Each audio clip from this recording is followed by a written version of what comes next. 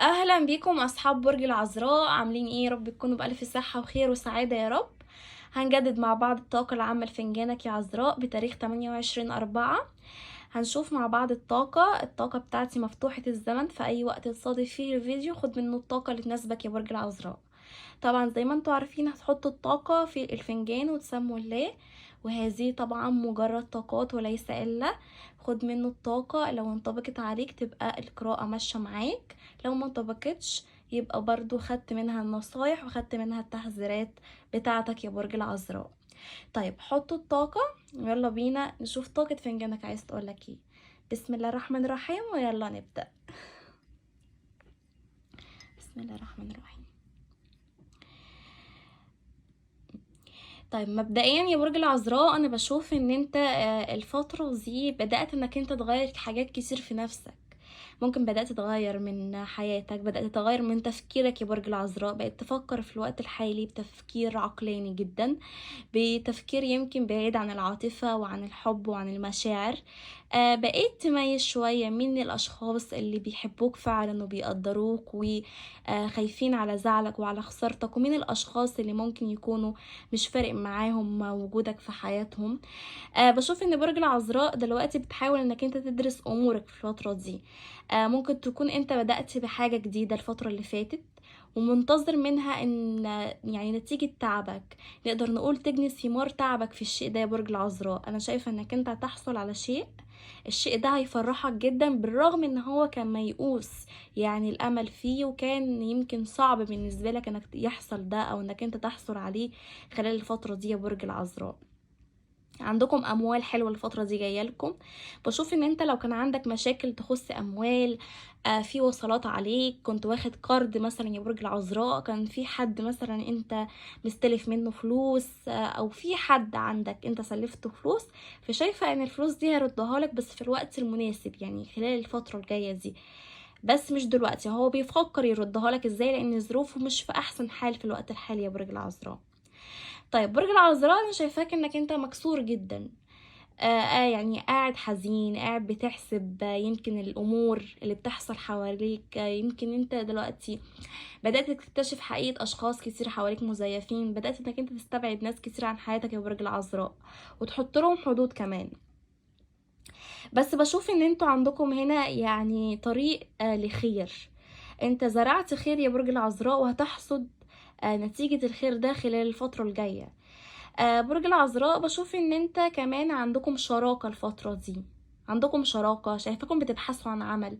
في الوقت الحالي انتم مركزين على نفسكم، بتحاولوا ان انتوا يعني تستغلوا كل حاجة فيكم من طاقة ومن مجهود ومن تفكير في انكم انتوا تنجحوا وتنجزوا كل حاجة يمكن كانت متعطلة عندكم ومتوقفة يا برج العذراء.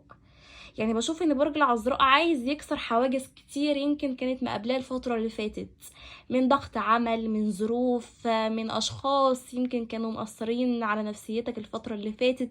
انت في الفترة دي يا برج العذراء واخد قرار صارم اتجاه حياتك واتجاه الاشخاص اللي في حياتك.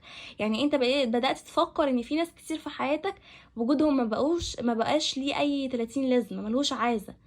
انت وجودك دلوقتي انك انت عايز تفكر في نجاحاتك، في مادياتك، في استثماراتك، في انك انت تخلص اوراقك. شايفه عندك اوراق معلقه يا برج العذراء هتنتهي على خير ان شاء الله. بشوف في حد هيدعمك، ممكن يكون ذو منصب، ذو مكانه، رئيسك في العمل. بشوف ان انت عندك ورق يمكن يعني حاجه ضاعت منك، اوراق، مثلا فلوس، في حاجة هترجع لك خلال الفترة الجاية، او انت الفترة دي يمكن بتجري على تخليص ورق. تمام يا برج العذراء، ورق سفر، ورق يخص زي ما قلت لك حاجات تخص البنك، البريد. فشايفة ان شاء الله تخلص على خير يا برج العذراء. طيب برج العذراء بشوف عندك هنا يعني هيكون في قعدة صلح، في حد انت كنت على خلاف معاه برج العذراء، من عيلتك، من زملائك، من اصدقائك، يمكن يكون حد قريب منك جدا يعز عليك يا برج العذراء. بشوف ان الحد ده يعني في زي جلسة ما بينكم، هو الجلسة دي فيها تصويت امور ولكن هتنتهي يمكن بالصلح دائم، وهيكون في ما بينكم يعني لقاء، وفي ما بينكم عودة وتواصل مرة أخرى يا برج العذراء. باشوف كمان إن أنتم الفترة دي يا برج العذراء داخلين على بشارة خير. يعني ايه يا هاجر؟ يعني انت الفترة الجاية انت هتلاقي عندك بدايات حلوة جدا في حياتك، في علاقات حب الفترة الجاية هتخش حياتك يا برج العذراء. بشوف ان انت الفترة دي جذاب جدا، العيون عليك يا برج العذراء، ملفت جدا. ناس كتير قوي باصين عليك، شايفينك يمكن شخصية مختلفة مميزة جميلة جدا لو انتي امرأة، ولو انت رجل نفس الكلام. يعني ليكم كده كاريزما، ليكم حضور، ليكم وضعكم الخاص يسمح لكم يا برج العذراء. فانا شايفه ان انتوا الفتره دي لافتين الانظار جدا في ده، هيسبب لكم الفتره الجايه يمكن حسد، لكن نقدر نقول ان انتوا عندكم في شخصين معجبين جدا بيكم يا برج العذراء وعايزين معاكم ارتباط رسمي.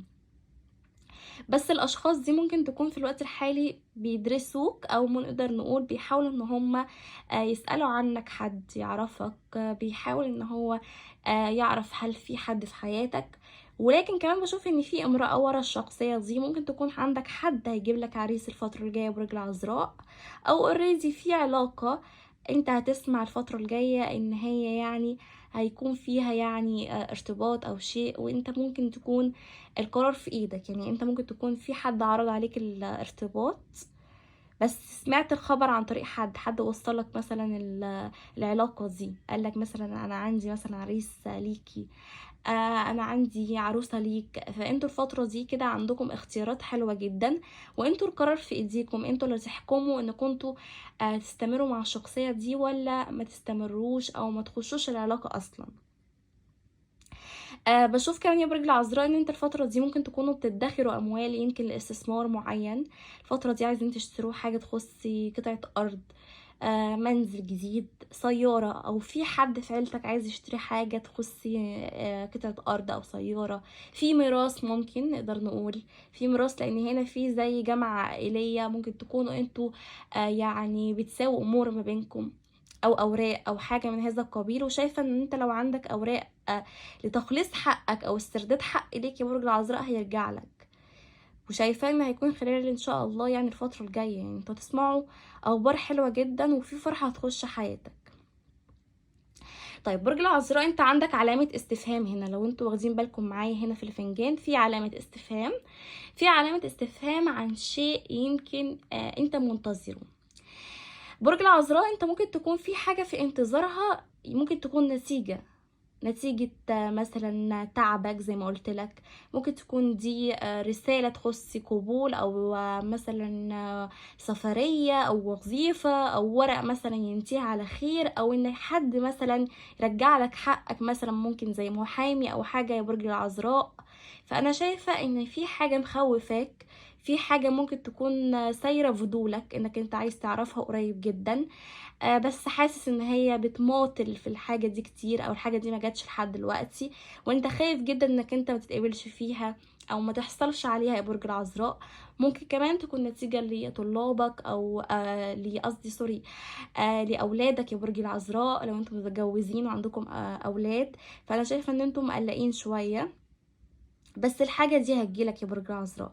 انت تعبت جدا الفترة الجاية، الفترة اللي فاتت، لكن هتحصل ان شاء الله الفترة الجاية على محصول تعبك وثمار تعبك يا برج العذراء. برج العذراء في حد هنا بيعمل لك طاقة تخاطر، وطاقة تخاطر دي مش عن قصد. الشخص ده هو بيفكر فيك جدا، ممكن يكون الشخص ده رجع لكم اوريدي يا برج العذراء، لكن كان الاكشن بتاعكم، رد فعلكم ممكن كان يعني مزعج شويه للشخص ده. ممكن يكون اتفاجئ برد فعلك، ممكن تكونوا انتوا رفضتوا الشخص ده او قلت له انت راجع ازاي بعد اللي عملته فيا، هو انت ليك عين، هو انت يعني ما كفكش اللي حصل اخر مره. يعني سمعتوه كلام ممكن يكون جارح، او ان هو شخص كان استغلالي وشخص نرجسي وشخص ما بيفكرش غير في مصلحته فقط. يعني الشخص ده ممكن يكون انتوا سمعتوه كلام، عشان كده هو دلوقتي بيفكر التفكير ده. ولو ما حصلش ده يا برج العذراء، فالشخص ده ممكن يكون هو اللي سمعك الكلام ده. يعني بصوا هنا الطاقة متبادلة، لو تركزوا معايا بص جايين لي بنفس الصورتين، متبادلة يعني معاكسة. تمام يا برج العذراء. في الشخص ده ممكن كمان يكون سمعك كلام جارح، قال لك انك انت اناني، او ان انت بتحب مصلحتك، او انت بتحب بتوازن امورك بشكل عام، مش عايز خسارة. ممكن تكون انت في حد في حياتك يا برج العذراء وبتفكر في حد تاني، وممكن يكون ده الحد التاني.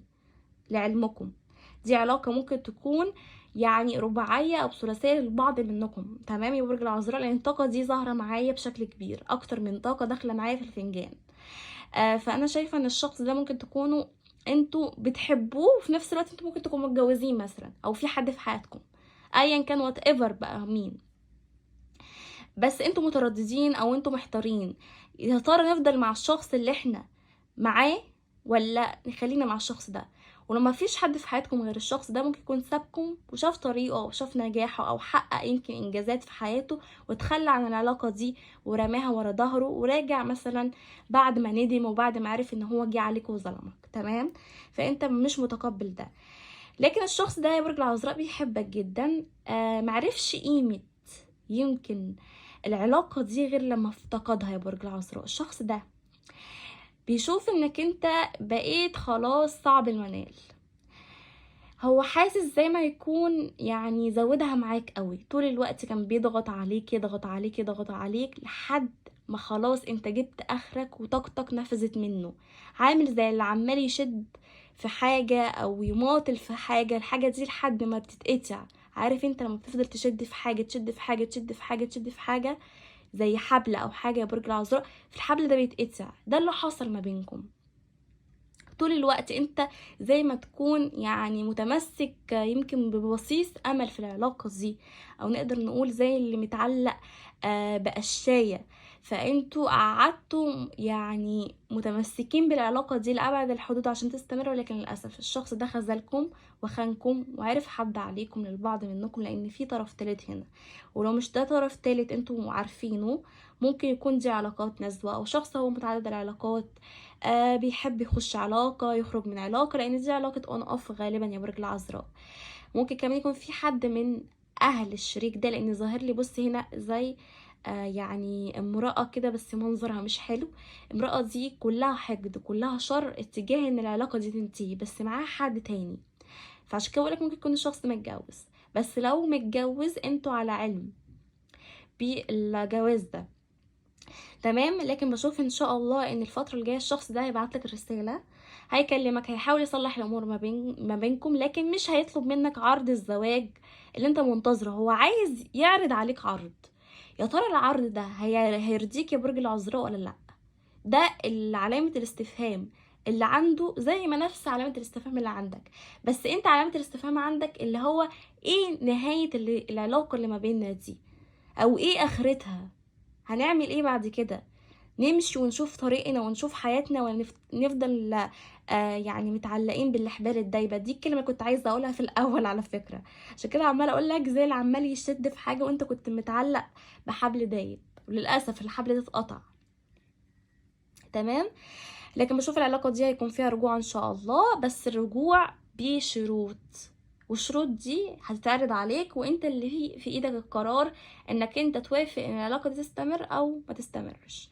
تمام برج العذراء. لكن شايفه ان في شخصين جداد، يمكن بعض منكم انتم معجبين بحد اوريدي، منجذبين لحد، عندكم مشاعر لحد، تفكروا في حد كده شاغل بالكم وتفكيركم وقلبكم وعقلكم. الحد ده بيبادلكم نفس الشعور، لكن الشخص ده يعني بيحاول كده يسأل عنك ناس، بيحاول كده ان هو يشوف في حد في حياتك يا ترى يعني شخص كده تحسه محترم، شخص كده تحسه كده ابن ناس، يعني عارف كده هو داخل هيعمل ايه، هو عايز يخش البيت من بابه، او عايز يخش العلاقة دي برسمية وبجدية وترسيم، لكن مش عايز يخش يهزر ويضحك. هو عايز الاول يعرف هل في حد في حياتك ولا لا، عشان ما يكونش عائق بينك وما بين حد، او يكون عائق ليه هو يكسر قلبه، لان الشخص ده مجروح جدا هو كمان. لكن بيشوفك انت يعني حبل النجاة في العلاقة دي، يعني ان هو يطلع بيك، لان هو شايفك شخصية اللي بيحلم بيها شكليا موضوعا جسديا، كل حاجة فيك عاجبة الشخص ده وجذباه جدا. لو الشخص ده انتوا بتبادلوه نفس المشاعر، تمام. عندكم هنا زواج خلال الفترة الجاية، يمكن هتحضروا حفلة خطوبة، زواج، سبوع. عندكم ان شاء الله تسمعوا خبر مولود جديد هيخش بيتكم. كمان بشوف يا برج العذراء ان انتوا الفترة دي في عندكم ناس هتعمل عملية، او الفترة دي انت هتحضروا مع حد يمكن عملية، يمكن هتزوروا حد مريض في مستشفى، او هتجيبوا له مثلا يمكن زيارة في حاجة كده يا برج العذراء. انت يعني الفترة دي بتحضر لها، بس بشوف ان انت مقلق اوي يا برج العذراء، او قلقان على حد تعبان كبير في السن ايا كان. بشوف ان انت عندك يعني خير الفترة الجاية، والحد التعبان ده ان شاء الله يتم شفاء على خير. عندك هنا بومة يا برج العذراء، والبومة هنا رمز الحكمة والذكاء. انت الفترة دي شخص كده متكتك اللي بيحصل حواليك، وبقيت على دراية كاملة ان في ناس كتير حواليك لازم يخرجوا برا حياتك، وان ما يستحقوش ان يكونوا في حياة برج العذراء للحظة واحدة، لان هم فعلا ما يستاهلوش برج العذراء، لان شخصية برج العذراء طيبة وجدعة ومعطاءة، ودول اشخاص مستنزفين طاقة، اشخاص سامة، اشخاص بيسببوا لك اكتئاب، بيسببوا لك سحب طاقة، بيسببوا لك يمكن انعدام في المشاعر. انت ما بقيتش عارف تحب يا برج العذراء من كتر الجروح اللي انت انجرحتها الفترة اللي فاتت. تمام. بشوف عندك نصر على اعدائك. بشوف كمان يا برج العذراء ان الفتره دي عندكم قرارات كتيره تتخذوها خلال الفتره دي. سوري يا جماعه انا تعبانه جدا والله، ولكن انا مش عايز اطول عليكم اكتر من كده، بس فعلا انا تعبانه وبحاول ان انا يعني اجي على نفسي عشان ما اطولش عليكم الفيديوهات، فسامحوني لو بتلخبط معاكم في الكلام. تمام يا برج العذراء. فانا شايفه كده ان انتوا كمان عندكم هنا ان شاء الله كده ناس تبتدي تخس. بشوف ان انتوا هتتابعوا مع دكتور او رايحين لدكتور زي ما قلت لكم للعنايه بالجلديه مثلا، الشعر، لحاجه في البشره. كمان انتوا الفتره دي ممكن تكونوا بتقوموا عندكم انتفاخ تحت عيونكم يا برج العذراء. عندكم املاح زياده في جسمكم، ممكن عايزين تعملوا تحاليل تطمنوا على نفسكم. الفتره دي ممكن تكونوا بتدخنوا كتير، فالفترة دي حاولوا توازنوا الأمور بتاعتكم. في ناس بدأت تعمل دايت لكن مش منتظمين، لكن بشوف برج العذراء ابتدى يتخذ قرار، والقرار ده هيمشي عليه للآخر من ناحية الصحة ومن ناحية العاطفة والحياة الشخصية بصفة عامة. يا برج العذراء عندكم نجاح، وعندكم كسر حواجز وروتينات كمان يا برج العذراء. كمان عندكم الفترة الجاية لقاءات واجتماعات عائلية، في حد هيجي يزورك يمكن من محافظة غير المحافظة بتاعتك أو من غير البلد بتاعتك يا برج العذراء. الأبراج اللي كانت معايا كانت ايه؟ هاجر، كان معايا برج الثور، كان معايا برج السرطان، كان معايا برج العقرب، كان معايا برج كمان الجوزاء والدلو، كان معايا كمان برج القوس والحمل. وكده تكون خلصت قراءتنا، واشوفكم في فيديو قادم على خير ان شاء الله.